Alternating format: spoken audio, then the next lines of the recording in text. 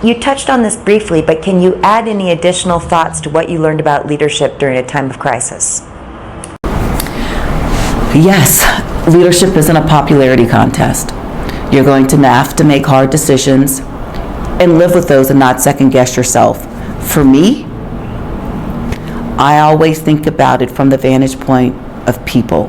I may have my own ideals and beliefs, and sure, those will come into play, but I have to think, what is going to be best? Considering what I know in the here and now for the betterment of the people that I call my colleagues, as well as for the people that I'm delivering transit services to.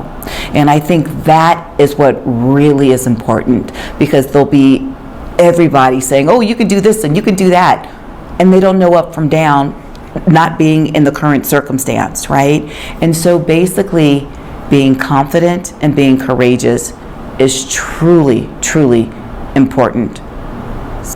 So you said something very important I want to dig into a little bit more. You said not to second guess yourself. How do you get to that space? We have those negative thoughts, imposter syndrome, self-doubt. As a leader, how did you learn the skill to make those courageous decisions, to go forward in the direction you think is right, and to not lay in bed at night second guessing that decision? It didn't come easy.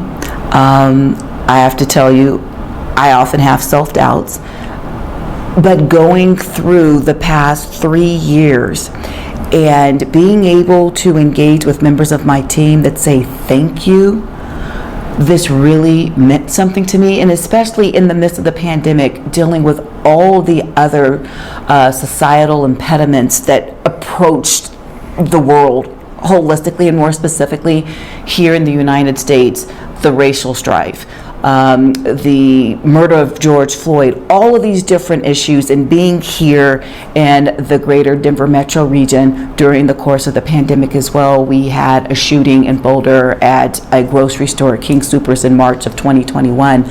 All of these things compounded already isolated feelings about what was happening, and I took the time to engage with members of the team, and I sent out a communique and said, we don't disrobe when we come to work, so whatever we're carrying or wearing is going to impact how we show up to work. And so while I'm not trying to take political positions, I want you to know that it's okay to bring your true self to work, and we have programs in place like employee assistance programs and things of the like. I had individuals come to me and say thank you.